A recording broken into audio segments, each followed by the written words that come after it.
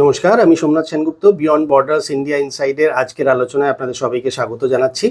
As of নাও, তার মানে 2026-এর এপ্রিলে দাঁড়িয়ে যদি কথা বলি, তাহলে ভারতবর্ষে টোটাল 26টা নবরত্ন কোম্পানি আছে। এবার এই নবরত্ন কোম্পানি হচ্ছে গভর্নমেন্টের স্টেক হোল্ডিং, এবং সেখানে গভর্নমেন্টের অংশীদারিত্ব 80% বা তার থেকে বেশি, যেগুলো অথচ ভালো পারফরমেন্স করছে, যাদের হাতে ক্রেডেনশিয়ালস রয়েছে বা যাদের সেই ট্র্যাক রেকর্ড আছে, তাদেরকে নিয়ে গঠিত হয়েছে 26টি নবরত্ন কোম্পানি। এই 26টি নবরত্ন কোম্পানির মধ্যে ম্যাজগাঁও ডক শিপবিল্ডার্স লিমিটেড, আবারও বলছি ম্যাজগাঁও বা ম্যাজেগাঁও, যে যেরকমভাবে প্রনাউন্স করুন না কেন, ম্যাজগাঁও বা ম্যাজেগাঁও ডক শিপবিল্ডার্স লিমিটেড, এটা হচ্ছে অন্যতম একটি নবরত্ন কোম্পানি।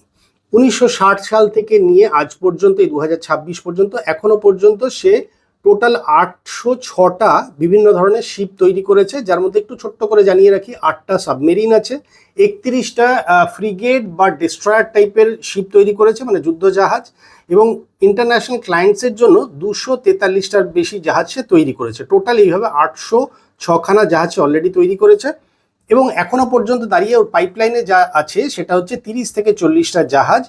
ভলিউম যদি দেখি, তাহলে সেই ভলিউমটা হচ্ছে মোর দ্যান $1 ট্রিলিয়ন। আমি আবারও ফিগারটা বলছি, more than $1 trillion. It's a huge amount, মানে বিশাল বড় অর্ডার ওদের হাতে রয়েছে। এবার ঘটনাটা কি না, ঘটনাটা হচ্ছে ঘটেছে 2025-এ, কিন্তু তার রূপরেখা তৈরি হয়েছে এই 2026-এ দাঁড়িয়ে, এবং 2026-এর 1 এপ্রিল থেকে বেসিক্যালি ইন অপারেশন হয়েছে।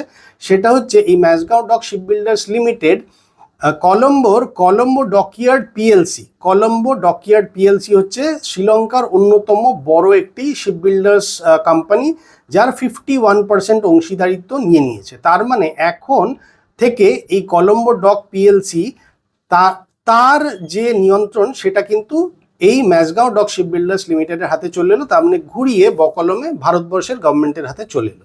এবার এটার ইম্পর্টেন্সটা কোথায়? ইম্পর্টেন্সটা সেটা হচ্ছে, যদি খেয়াল করে দেখি, তাহলে 2000 সালে প্রথম এই হাম্বানটোটা, শ্রীলঙ্কার একটি পোর্ট আছে হাম্বানটোটা বলে, সেই হাম্বানটোটার অফার কিন্তু বিকজ অফ ফিনান্সিয়াল ক্রাইসিস, ওই সময় দাঁড়িয়েও শ্রীলঙ্কার ফিনান্সিয়াল ক্রাইসিস ছিল, সেই পোর্টটাকে ঠিকভাবে স্ট্রাকচার্ড ওয়েতে বানানো এবং সেটার ইন অপারেশন করতে, they are having some financial crisis, তাদের কিছু মানে ফিনান্স সম্বন্ধী অসুবিধা ছিল, যার ফলে তারা কিন্তু প্রথম অ্যাপ্রোচ করেছিল ভারতবর্ষকে, এবং ভারতবর্ষকে তারা বলেছিল যে এই পোর্টটা যদি তোমরা নিয়ে চালনা করো এবং তোমরা যদি এটাকে বেসিক্যালি নিয়ে নাও, তাহলে আমাদেরকে সেই সমমূল্যের পয়সা দিয়ে দাও, তাহলে আমাদের সুবিধা হয়। ভারত সেই সময় দাঁড়িয়ে এটাকে গা করেনি বা তার কোনো ইম্পর্টেন্স বুঝে উঠতে পারেনি। ফলে কি হলো? ফলে চায়না চলে এলো। যদি আমরা খেয়াল করে দেখি, তাহলে চায়নার একটা স্ট্রিং অফ পার্লস বলে একটা প্ল্যানিং আছে। সেই স্ট্রিং অফ পার্লস হচ্ছে ভারত মহাসাগরটাকে ঘিরে ফেলা, এবং ভারত মহাসাগর ঘেরা মানে ভারতবর্ষকে ঘিরে ফেলা। কারণ ভারতবর্ষের পশ্চিম সাদার্ন পার্ট, ভারতবর্ষের প্রথম কথা 3 দিক সমুদ্র দিয়ে ঘেরা। উত্তরে মানে পূর্বর দিক যদি দেখি, তাহলে বে অফ বেঙ্গল বা বঙ্গোপসাগর, সাদার্ন পার্টে ইন্ডিয়ান ওশেন, আর পশ্চিম প্রান্ত যদি দেখি, তাহলে আরবিয়ান সি বা আরব সাগর রয়েছে। তার মানে ভারতবর্ষের 3 দিকে হচ্ছে জল, তার মানে 3টে সাগর। এই সাগরের মধ্যে সবচেয়ে বেশি ইম্পর্টেন্ট পার্ট বা অন্যতম ইম্পর্টেন্ট পার্ট হচ্ছে কিন্তু সাদার্ন পার্টে ভারত মহাসাগর। তো চায়নার কাজ হচ্ছে ভারতকে ঘিরে ফেলা। চায়নার বেসিক কাজ হচ্ছে নিজেকে ছাড়া বাকি দুনিয়া সবাইকে ব্যতিব্যস্ত করে রাখো, বা সবাই খারাপ বা সবাই শত্রু, আমি একা ভালো। তো যাই হোক, সেটা তাদের পলিসি। কিন্তু গল্পটা যেটা হচ্ছে সেটা হচ্ছে, চায়নার একটা স্ট্রিং অফ পার্লস বলে একটা প্ল্যানিং আছে, যেটার মানে হচ্ছে মুক্তোর মালার মতন ও ইন্ডিয়াকে ওয়েস্টার্ন পার্ট থেকে নিয়ে সাদার্ন পার্ট হয়ে বার্মা বা বাংলাদেশের এই পার্টটা পর্যন্ত পুরোটা ও ঘিরে নিচ্ছে আস্তে আস্তে করে, বিভিন্ন পোর্টে বা বিভিন্ন জায়গাতে ও নিজের এক্সিস্টেন্সকে চালু করে দিয়ে, এবং সেইখানে আলটিমেটলি ওর সমস্ত যুদ্ধ জাহাজ এবং স্পাই জাহাজগুলোকে ফিট করে ও সমস্ত দেশকে ইনক্লুডিং ইন্ডিয়া ও নজরদারি চালাচ্ছে। তো এইটা করতে গিয়ে অলরেডি ভিখারি পাকিস্তানের কাছ থেকে গোয়াদার পোর্ট, যেটা সেইটা অলরেডি চায়নার কন্ট্রোলে আছে। আচ্ছা, আমরা যদি ইন্ডিয়ান ওশানে দেখি, তাহলে একটু পশ্চিম সাদার্ন ওয়েস্ট পার্ট যদি দেখি, তাহলে সেইখানে হচ্ছে জিবুতি বলে একটা আইল্যান্ড রয়েছে। তো সেই জিবুতি আইল্যান্ডেও কিন্তু চায়নার প্রেজেন্স রয়েছে। আবার ও কিন্তু এই হাম্বানটোটা পোর্টটা 99 বছরের জন্য লিজ নিয়ে নিয়েছে। তার মানে কি হলো? এর ফলে চায়নার সুবিধা হলো কি, China Gwadar port, Djibouti port হয়ে আপনার কলম্বিয়াতে, মানে আমাদের শ্রীলঙ্কাতে এই হাম্বানটোটা পোর্ট পর্যন্ত, হাম্বানটোটা পোর্ট কিন্তু ভারত মহাসাগরের উপর শ্রীলঙ্কার উপরে দাঁড়িয়ে অবস্থিত, এবং এটা খুব প্রাইম পয়েন্টে রয়েছে।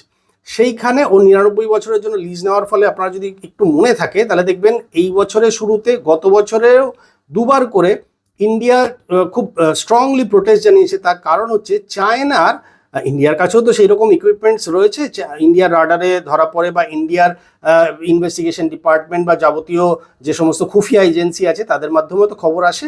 তো যার ফলে ইন্ডিয়ার কাছেও খবর এলো যে স্পাই জাহাজ আমাদের চায়নার এরা এই অঞ্চলে এসে নোংর করছে, এবং যার ফলে ওদের কাজ হচ্ছে, এবং মাথায় রাখবেন চায়নার স্পাই জাহাজগুলো কিন্তু খুব স্ট্রং হয়, ওদের রাডার কিন্তু ভেরি স্ট্রং, অন্তত 300-400 কিলোমিটার পর্যন্ত ওরা কিন্তু এই শিপে বসে দেখতে পায়।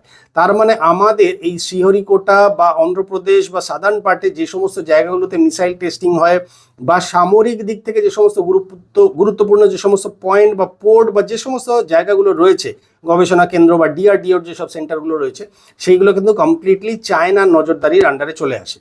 তো যার ফলে ইন্ডিয়া কিন্তু দুবার করে খুব স্ট্রংলি প্রোটেস্ট করার ফলে গতবারেরটায় আপনারা যদি খেয়াল করে দেখেন তাহলে চায়নার এই বছরের মানে গত বছরের শেষ কাম এই বছরের শুরুতে দেখবেন চায়নার একটা ওরকমই স্পাই জাহাজ এসেও ফাইনালি প্রায় শ্রীলঙ্কা পর্যন্ত ঢুকে এসেও ইন্ডিয়ার স্ট্রং প্রোটেস্টের ফলে আর শ্রীলঙ্কাতে নোংর করতে পারলো না, ওরা আবার সরে গেল বা সাইড হয়ে গেল। তো চায়নার বেসিক কাজ হচ্ছে এইভাবে স্ট্রিং অফ পার্লস দিয়ে ইন্ডিয়াকে ঘিরে ফেলা। তো ইন্ডিয়া প্রথম দিকে হাম্মানটোটা যদি নিয়ে নিত তাহলে ইন্ডিয়ার এত ঝামেলা থাকতো না। যাই হোক, যেটা হয়নি সেটা তো হয়নি। এখন যেটা হলো সেটা কিন্তু আরও খানিকটা বেটার হলো। তার কারণ হচ্ছে কলম্বিয়ার যে মানে কলম্বোর যে কলম্বো ডকিয়ার্ড পোর্ট যেটা, সেইটা কিন্তু প্রপার কলম্বোতে অবস্থিত। এইটা কিন্তু হাম্মানটোটার থেকে অনেক বড় এবং এটা কিন্তু ভারত মহাসাগরের সঙ্গে ওয়েল কানেক্টেড, এবং যার ফলে এই অঞ্চল দিয়ে ভারত মহাসাগরের থেকে এই যে প্রণালীর যে অঞ্চলটা এই যে কলম্বোর যে পোর্টটা যেটা, এই পোর্টটা দিয়ে কিন্তু প্রায় 60% মতন ওভারঅল কমার্শিয়াল জাহাজ যাতায়াত করে, যার মধ্যে তেল বা তেল ক্যারি করার যে তৈলবাহী যে সমস্ত জাহাজগুলো রয়েছে তারাও কিন্তু যাতায়াত করে। তার ফলে এইটা কিন্তু ইন্ডিয়ার জন্য একটা যথেষ্ট বড় একটা স্ট্রং ফুটিং হয়ে গেল ওখানে। এবার এটা কি কি হচ্ছে, প্রথম কথা হচ্ছে এই কলম্বো ডক পোর্ট পিএলসির 51% অংশীদারিত্ব নিয়ে নিল ম্যাসগাঁও ডক পোর্ট ডক। তো যার ফলে ম্যাসগাঁও বোর্ড এখন থেকে বোর্ড অফ ডিরেক্টরস বা বোর্ড অফ কন্ট্রোলে সমস্তটা ইন্ডিয়ার চলে এলো। আমাদের মাসগাঁও পোর্টের যিনি চেয়ারম্যান ছিলেন মিস্টার ক্যাপ্টেন জগদীপ, উনি রিটায়ার্ড, বাট উনি মানে রিটায়ার্ড মানে ওনার প্রফেশনাল থেকে রিটায়ার্ড, বাট আজকের দিনে উনি মাসগাঁও ডক পোর্ট লিমিটেডের উনি হচ্ছেন চেয়ারম্যান কাম ডিরেক্টর। যার ফলে উনি কিন্তু এখন এই কলম্বিয়া ডক পিএলসিরও উনি কিন্তু সর্বেসর্বা হয়ে গেলেন। তো এইটা অপারেশনটা হলো কিন্তু 1 এপ্রিল থেকে, এবং টেকনিক্যালি দেখা যায় এই ধরনের শিপ বিল্ডার্স বা এই ধরনের ইনফ্রাস্ট্রাকচারে ওরা শুরু করে হচ্ছে যে কোনো একটা জাহাজের একদম নিচের পোর্শনে ওরা বলে কিল মানে হচ্ছে পেরেক ঠোকা। তো সেই কিল দিয়ে কিরমভাবে বলবো এটাকে, কিল দিয়ে বা কিল করে এরা এই কাজটাকে শুরু করে। তার মানে বেসিক্যালি একটা পাটাতন, সেই পাটাতনের উপর পেরেক ঠুকে ওইটাকে বলা হয় কিলিং বা কিল করা, তার মানে হচ্ছে পেরেক ঠোকা। এইটা ঠুকে অফিসিয়ালি একটা সিস্টেমের মধ্যে দিয়ে কাজটা চলে, এটা হচ্ছে প্রোটোকল। তো এই সেম প্রসেসটা আমাদের মানে কলম্বো ডক পোর্ট লিমিটেডেও 7ই এপ্রিল থেকে চালু হলো, এবং 1 এপ্রিল থেকে বোর্ড অফ ডিরেক্টরসে ম্যাসগাঁও ডক পোর্টস লিমিটেডের পুরো বোর্ডটা চলে এলো। যার ফলে এখন এই মুহূর্তে দাঁড়িয়ে কলম্বো ডক পোর্ট লিমিটেডের পিএলসির সমস্ত মানে ম্যানেজমেন্টটা driven by or govern by Indian government বা Mazagaon dock port limited shipyards limited. তো এইটা হলো, এবং এর যে ট্রানজাকশন হলো, এটা এর আগে একটা জাপানি কোম্পানি ছিল ওমোনুচি, যদ্দূর মনে পড়ছে নামটা, যাই হোক দেখে বলে দেবো। তো সেই যে কোম্পানিটা তার থেকে ওরা অংশীদারিত্বটা নিয়ে নিল ওনোমিচি, জাপানের ওনোমিচি ডকইয়ার্ড কোম্পানি লিমিটেড, যারা বেশ কিছুদিন ধরে বোধহয় 1996 সাল থেকে ওরা ইন অপারেশন ছিল, ওনোমিচি ডক পোর্টিয়া লিমিটেড। তো এই ওনোমিচি ডকইয়ার্ড লিমিটেডের যে এতদিন ধরে চালিয়েছে, বাট জানি না কেন কিরম হয়েছে, কিন্তু প্রেজেন্ট কন্ডিশনে ওরা রান করতে পারছিল না, মানে প্রফিটে রান করতে পারছিল না, যার ফলে ওরা এক্সিট করে গেল। এবং ওরা এক্সিট করার ফলে এই ইন্ডিয়া গভর্নমেন্ট ঢুকলো এবং ম্যাসগাঁও ডক শিপ বিল্ডার্স লিমিটেড ঢুকলো, এবং এরা 51% যে নিল স্টেক যেটা নিল, অংশীদারিত্ব যেটা নিল, সেইটা খরচা পড়লো প্রায় $53 মিলিয়ন মতন, $52.96 মিলিয়ন। তো এই প্রায় $53 মিলিয়ন ইন্ডিয়ান কারেন্সিতে কনভার্ট করলে এটা 452 কোটি টাকার মতন দাঁড়ায়। তার মানে কম বেশি 452 কোটি টাকা দিয়ে এই 51%-এর অংশীদারিত্ব নিয়ে নেওয়া হলো। তো এর ফলে যেটা হলো সেটা হচ্ছে যে আগামী দিনে ভারতবর্ষের ক্ষেত্রে সুবিধা হলো। তার কারণ হচ্ছে ভারত মহাসাগর বা ভারত মহাসাগর বাউন্ড যে সমস্ত কমার্শিয়াল ভেহিকেল প্লাস ভারতবর্ষের যে সমস্ত যুদ্ধ জাহাজ যাদের যে কোনো রকম সার্ভিস, তেল নেওয়া, এনি কাইন্ড অফ কোনো ডেন্টিং পেন্টিং বা রিপেয়ারিং এর কোনো কাজ থাকলে তাকে আর অতদূর থেকে আবার ভারতবর্ষে আসা বা অন্য কোনো দেশে যাওয়া সেই জিনিসটা আর করতে হবে না। যে যেখানে আছে সেখান থেকে নিয়ারেস্ট পোর্ট কলম্বো যদি হয় তাহলে সেখানে আসবে এবং সেখান থেকে সে তার নিজস্ব যা পেন্ডিং কাজ আছে সেগুলোকে সে করে নেবে। এটা হলো জিনিসটা। এর ফলে যেটা হলো, প্রথম কথা হচ্ছে খরচা বাঁচলো, সেকেন্ড থিং হচ্ছে কলম্বো একটা যথেষ্ট বড় পোর্ট এবং বহু পুরনো পোর্ট, তো সেই অত দিনের পুরনো পোর্টে প্রচুর পরিমাণ কাজ হয়, তো সেই কাজটা পুরোটা ভারতবর্ষের কন্ট্রোলে এলো। চায়নার জন্য অসুবিধা হয়ে গেল, কারণ কি কলম্বোর থেকে কিন্তু আবার হাম্বানটোটাকে ইন্ডিয়া আবার অবজার্ভ করবে বা নজরদারির আন্ডারে রাখবে যে চায়না ওখানে কি করছে না করছে, এবং প্রয়োজন মতন যা যা ওষুধ দেওয়ার দরকার আছে সেই সব ওষুধগুলো দেওয়া হবে। আর যেটা হলো, চায়নার যে পলিসিটা আছে স্ট্রিং অফ পার্ল, সেই স্ট্রিং অফ পার্লসকে ভেঙে দেওয়া বা সেই স্ট্রিং অফ পার্লসের একটা কাউন্টার অ্যাটাক হিসেবে ইন্ডিয়াও কিন্তু সেই জায়গাটা করে রেখে দিল। এবং আগামী দিনে এইটা তো শুরুয়াত, অন্যান্য অনেকগুলো পোর্ট আছে, যেমন ত্রিঙ্কোমালি বলে একটা পোর্ট আছে, সেই পোর্টটাও কিন্তু এই একই প্রসেসে নেওয়ার অলরেডি চিন্তাভাবনা চলছে বা কথাবার্তা চলছে, যেটা কিন্তু অনেকটা এগিয়ে এসছে। এর ফলে যেটা হলো সেটা হচ্ছে ভারত মহাসাগরে ভারতবর্ষের প্রেজেন্সটা অনেক বেশি হয়ে গেল, এবং ভারত যেহেতু একটা ডমিনেন্ট প্লেয়ার, এবং ভারতবর্ষের আগামী দিনে বাই এন্ড অফ 2047 ভারতবর্ষের একটা সুপ্রিম অথরিটি নেওয়ার একটা প্ল্যান রয়েছে। তো তাতে একটা ডিসাইড করা হয়েছে প্রেজেন্ট বর্তমান গভর্নমেন্ট যে by end of 2047 India will be a very very strong এবং একটা প্রাইম একটা শক্তি হতে যাচ্ছে in terms of any kind of maritime services. তাতে ওভারঅল যা কিছু সম্ভব সেটা ইন্ডিয়া করছে, এবং আগামী দিনে কিন্তু ভারতবর্ষের নেভি থেকে শুরু করে এই যে শিপ বিল্ডিং বা ওভারঅল জলপথের যা কিছু ডেভেলপমেন্ট করা সম্ভব সেইগুলো কিন্তু অলরেডি ইন্ডিয়ার প্ল্যানিংয়ে রয়েছে, এবং সেই অনুযায়ী তারা কিন্তু এগোচ্ছে।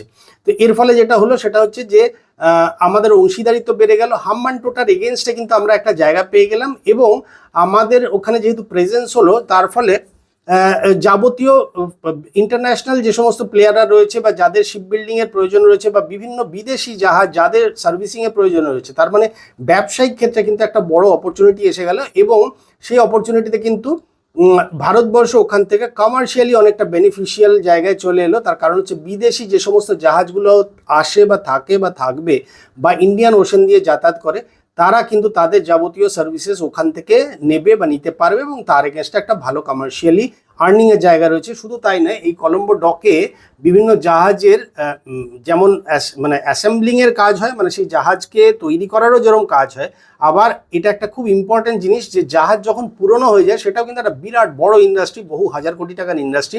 সেই জাহাজকে ডিসমেন্টেল করা হয়, তার মানে খুলে দেওয়া হয়, এবার পার্ট বাই পার্ট তাকে কিন্তু খোলা হয় এবং সেই স্ক্র্যাপগুলোকে কিন্তু আবার বিক্রি করা হয়। এটা কিন্তু একটা বিরাট বড় ইন্ডাস্ট্রি, সেটাও কিন্তু ওই কলম্বো পোর্টে হয়।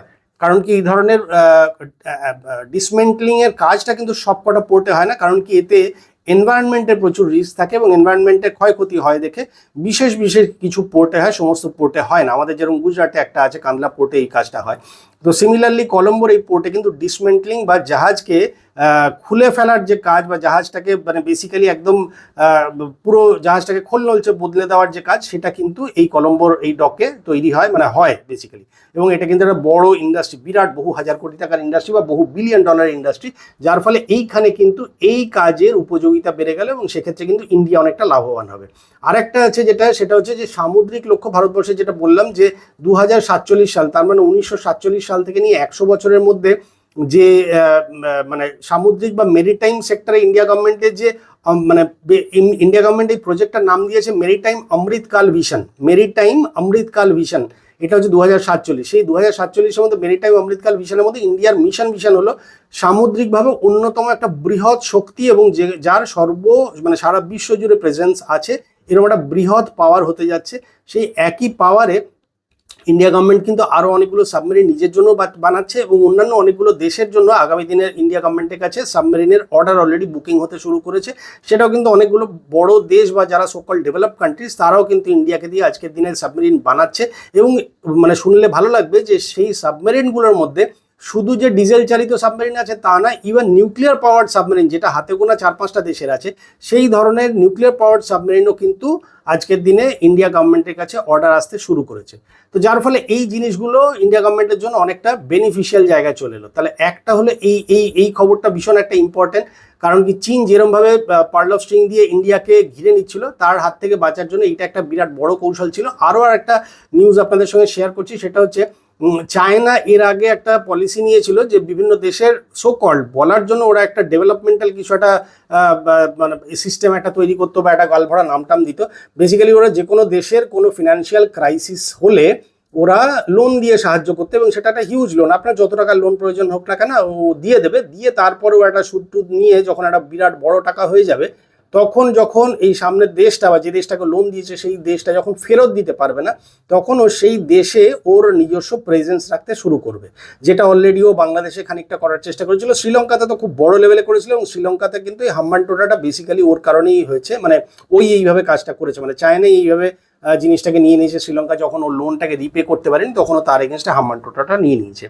সিমিলারলি সেম উইথ পাকিস্তানের ক্ষেত্রে একই গল্পটা আছে। ওর একটাই থিওরি, সেটা হচ্ছে পয়সা দাও, পয়সা দিয়ে তারপরে যেদিন ও ফেরত দিতে পারবে না, মানে যেদিন সেই দেশটা ফেরত দিতে পারবে না, তখন ওর দেশে নিজের একটা জায়গা করে নাও, নিয়ে সেইখানে তারপরে ঘাঁটি গাড়ো, সামরিক ঘাঁটি তৈরি করো, এবং সেইখান থেকে অন্যান্য বিভিন্ন দেশে ছড়িয়ে দাও, এবং ছড়িয়ে দিয়ে আলটিমেটলি ওই দেশটাকে নিজের আন্ডারে নিয়ে নাও। এইটা হচ্ছে ওর পলিসি। তো এই সেম পলিসিতে শ্রীলঙ্কার এই মুহূর্তে দাঁড়িয়ে ভীষণ তেলের ক্রাইসিস চলছে, এবং সেই তেলের ক্রাইসিস থেকে বাঁচার জন্য অলরেডি ও গতকাল 20 তারিখের ডেটে আমাদের ডেপুটি ভাইস প্রেসিডেন্ট চায়নার শ্রীলঙ্কা সফরে রয়েছেন, এবং আমাদের ডেপুটি ভাইস প্রেসিডেন্টের সঙ্গে শ্রীলঙ্কার প্রাইম মিনিস্টারের একটা মিটিং হয়, যে মিটিংয়ে অনেকদিন ধরেই কথাবার্তা চলছিল। সেই কথাবার্তার মধ্যে একটা পাইপলাইন তৈরি করার কথা ছিল, যাতে তেলের আদান প্রদানটা হয়, এবং স্পেশালি মিডল ইস্টের ক্রাইসিস কিন্তু অনেকের কাছে, প্রত্যেকটা দেশের কাছেই কম বেশি চোখ খুলে দিয়েছে যে আমরা আগামী দিনে কি কি করব। তো যাই হোক, সেইটা করতে গিয়ে ও মানে আমাদের দেশে ভাইস প্রেসিডেন্টকে শ্রীলঙ্কার প্রাইম মিনিস্টার গতকাল একটা রিকোয়েস্ট করেন, যেটা আগে থেকেই চলছিল বেসিক্যালি। সেই রিকোয়েস্টটাকে আরও একটু অ্যাগ্রাভেট করা হয়, এবং সেটাকে খুব মানে একটু এমার্জেন্সি বেসিসে এটাকে কমপ্লিট করার কথা বলা হয়, যেটাতে ভারতবর্ষ সঙ্গে সঙ্গে এগ্রিও করে গেছে। সেইটাতে যেটা হচ্ছে সেটা হচ্ছে যে মানে ইউএইর হেল্পে, with the technical help of UAE, এবং শুধু টেকনিক্যালও নয়, সেক্ষেত্রে মেনটেনেন্স এবং আদার ইস্যুজেও ইউএই হেল্প করবে। সেই হেল্পের মাধ্যমে ভারতবর্ষের তামিলনাড়ু থেকে শ্রীলঙ্কা ত্রিঙ্কোমালি বলে যে জায়গাটা আছে, সেইখানে শ্রীলঙ্কার 99টা বড় বড় অয়েল রিজার্ভার রয়েছে, মানে ট্যাঙ্ক রয়েছে 99টা, সেইখান পর্যন্ত। তার মানে আমাদের তামিলনাড়ুর কোনো একটি জায়গা থেকে সেটা 2-3টে স্পট আইডেন্টিফাই করা হয়েছে, যেটা এখনো যার মধ্যে ফাইনাল করা হয়নি।